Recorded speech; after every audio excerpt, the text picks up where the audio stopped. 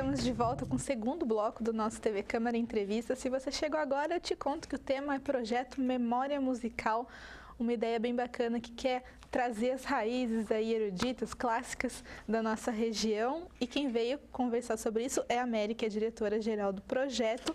Está fazendo uma pesquisa enorme sobre o assunto. Promete aí trazer novidades antigas da nossa região.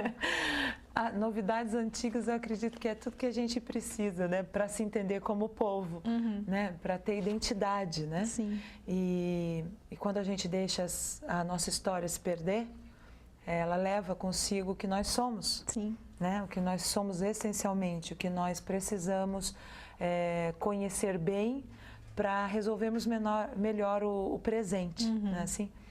Então, o Memória Musical tem exatamente esse objetivo, principalmente quando a gente ouve, mas a gente não tem história da música aqui. Mas a gente não tem nenhum Acho que compositor. começa de Celi Campelo para frente, tem muita coisa atrás. Exato. E a gente tem Anacleto Rosas e tudo mais. E aí na região a gente vai encontrar outros exemplos, como Eupídio dos Santos e tudo isso, mas muita gente acredita que a gente só tem esse enfoque na música popular. Quando na verdade nós temos a música erudita. Lá em 1658, segundo o Régis Duprat, esse musicólogo de quem eu falei no primeiro bloco, que é importantíssimo para nós, para a história da música brasileira, o Régis fala do José Andrade Gutierrez, que foi o primeiro mestre de capela da Catedral de Taubaté. Bem, se nós levarmos em conta que Taubaté é uma cidade do século XVII e das cidades históricas de Minas, várias delas são do século XVIII, né? Então, nós estamos na frente nessa história, mas muito da nossa história já foi simplesmente apagada pela derrubada de prédios históricos, pelo desprezo de obras históricas, sejam pinturas, sejam escritas, música ou literatura, mas com certeza nós temos alguma coisa ainda que se preserva. Então, ter a divisão de museus em Taubaté, que é um lugar onde a gente começou a fazer concertos há 3 anos, é muito importante para preservar isso. Porque se eu deixo em casa uma obra histórica, né, o dia que eu me for, quem garante que isso será preservado? Agora, se há uma instituição que tem como propósito a salvaguarda, o zelo dessa obra, né, aí eu garanto a sobrevida dessa história com aquela peça, com aquela obra que eu deixei sob a guarda dessa instituição. E como a gente estava falando antes, esse projeto não é só essa busca histórica, tem também apresentações e encontros. Quem quer assistir, como faz para descobrir essa programação e o que ela vai encontrar nessa programação? Bem, a programação tem uma série conferência, que são palestras. 4 palestras aconteceram agora em julho. Na verdade, foram maravilhosas, uma mais maravilhosa que a outra. A abertura foi com o Dr. Paulo Castanha, do Centro de Recuperação de Partituras da Unesp, São Paulo. A outra foi com a professora Lia Carolina Mariotto, historiadora nossa, maravilhosa. Depois nós tivemos a palestra com o professor Daniel Cristiano, que é pianista, professor mestre, professor coordenador da Escola Feu Camargo, que trabalha muito comigo e que fez o mestrado dele sobre a obra do professor Ives Sudner Schmidt. E falou exatamente daquilo que eu disse, da identificação do professor Ives com a nossa cultura local, com os locais da cidade, com lugares da nossa cidade. Então, na música dele, você vê retratada pedacinhos da cidade. O nome da Avenida Faria Lima, antes de ser mudada, era Cavarocanguera. Sim. Né? Que é a entrada Lia Mariotto esteve aqui e falou sobre essa rua. Exatamente.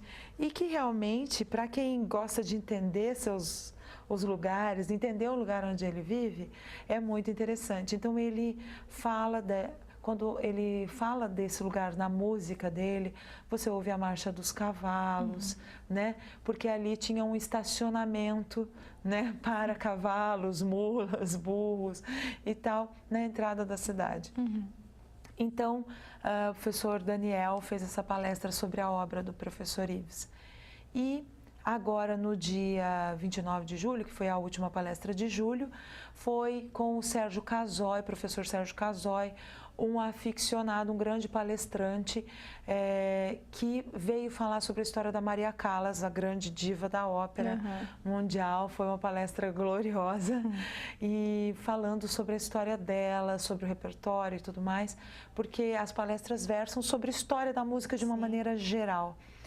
E agora nós teremos ainda uma palestra do professor João de Oliveira, né, que vai fazer um paralelo entre história e música, né, a refração linguística se chama, que será em setembro.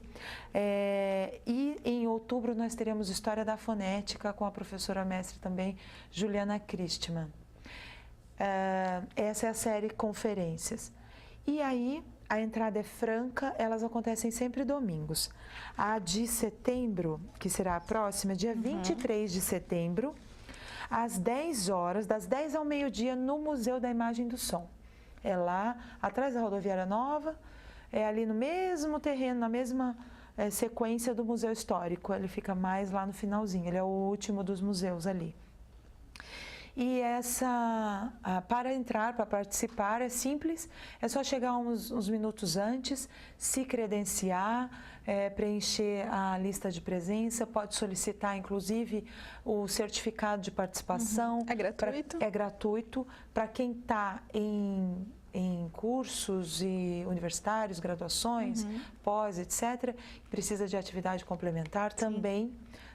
Você pode solicitar ali a declaração, a gente fornece, e simplesmente entrar, sentar e desfrutar do momento de conhecimento. A do professor João, então, é dia 23 de setembro, às 10 horas, no Mistal, e depois, dia 21 de outubro, a professora Juliana Christmann, também lá no Mistal. Dia 12 de dezembro é a palestra de encerramento, que aí será comigo, sobre tudo que nós falamos nesse processo todo desse ano, nessa primeira edição do Memória Musical. Sim. E temos os concertos também. E temos os concertos. A princípio, eu pensava somente nos concertos, acabou se tornando uma coisa muito maior, porque a ideia é realmente despertar a mente das pessoas. Né? Então, os concertos. 2 de setembro, nós teremos a Ave Maria, escrita para dueto, uma das Ave Marias, porque ele tem várias, do Antônio Orestes Penzo, que é esse primeiro mestre de capela da Santa Teresinha, esse italiano, que migrou para cá no século XIX, se casou com uma taubatiana, se apaixonou pelo Brasil. Ele não veio com a imigração italiana tradicional, ele, na verdade, veio com uma companhia, veio como artista, e depois da turnê da companhia, se apaixonou pelo Brasil, ficou aqui e veio viver em Taubaté. Ele era músico da Catedral de Taubaté, e quando a Santa Teresinha começou a ser erguida, ele começou a escrever em homenagem a esse novo santuário. Tanto que a missa para a inauguração, o Santuário das Rosas, foi escrita em agosto de 23, sendo que a igreja começou a ser construída em julho de 23. As missas eram realizadas antes, inclusive, da inauguração, que foi só em 29. Em dezembro, daí, no dia 9, nós teremos essa coisa extremamente especial. Então, 2 de setembro será o Te Deum dele e a Ave Maria para dueto, com orquestra e coro. Cantada por quem? Cantada por mim, pela Patrícia Teixeira, uma soprano maravilhosa, que é professora da Escola Fego Camargo, que trabalha com a gente, uma menina talentosíssima, uma pessoa muito estudiosa e dedicada, por músicos da Orquestra Sinfônica Jovem de Taubaté, que foi uma parceria da Secretaria da Cultura de Taubaté, com a minha produtora e com o empréstimo desses músicos, com o professor Daniel Cristiano Santos, pianista, com a professora Juliana Christmann, regendo, e o coro, a Camerata Orfeu, que é um coro de câmara que saiu do Ópera Estúdio do Vale, projeto que já existe há 3 anos aqui, que vai completar agora 60 espetáculos em pouco mais de 3 anos de existência. Sim. Além disso, em dezembro, então, nós faremos a Missa Santuário das Rosas, que é dedicada à Igreja Santa Terezinha. Será no dia 9 de dezembro, às 20h30, na Igreja Santa Terezinha, no Santuário Santa Terezinha. Me arrepiei de novo. E será executada na mesma formação que o Antônio Orestes Penzo compôs, exatamente com a mesma formação instrumental e vocal. Então, tenho certeza que vai ser maravilhoso. E tudo é legendado, Tânia. Ah, que ótimo. Ou seja, você vai aos concertos, tanto os do Ópera Estúdio, do Ópera no Museu, que acontecem lá no Museu Histórico, quanto os Memória Musical. Os do Memória Musical são todos legendados, é tudo didático. Então, mas o concerto é cantado em alemão. Você vai entender tudo, porque tem legenda lá, para você entender tudo com bastante clareza e sair de lá com a alma mais enriquecida. Com certeza. E quem assistiu esse programa pode ter tido a impressão que Mary é só uma historiadora. Não, é uma mezzo-soprano maravilhosa, premiada no Brasil, fora do Brasil. Tem todo um histórico, né, Mary? Fez Fego Camargo, de Tremembé, se não me engano, nascida em Tremembé. Então, também levou o nosso nome para fora, que a gente sempre agradece, né, os artistas da cidade que fazem toda essa homenagem a todos nós. O programa fica por aqui, mas eu quero dizer que a Mary cantando, vocês precisam conhecer. Então, eu me despeço aqui, mas não sai daí não, para conhecer um pouquinho do trabalho dela. Obrigada e até mais.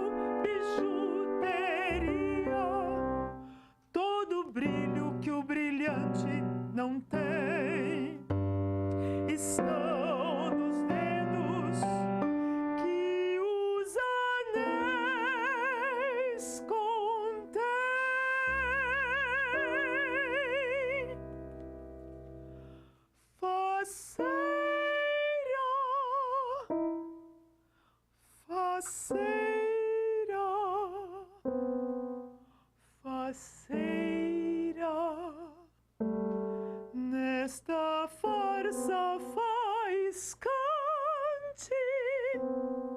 saio assim, bem cintilante, ofuscando sem sentir a solidão do semblante.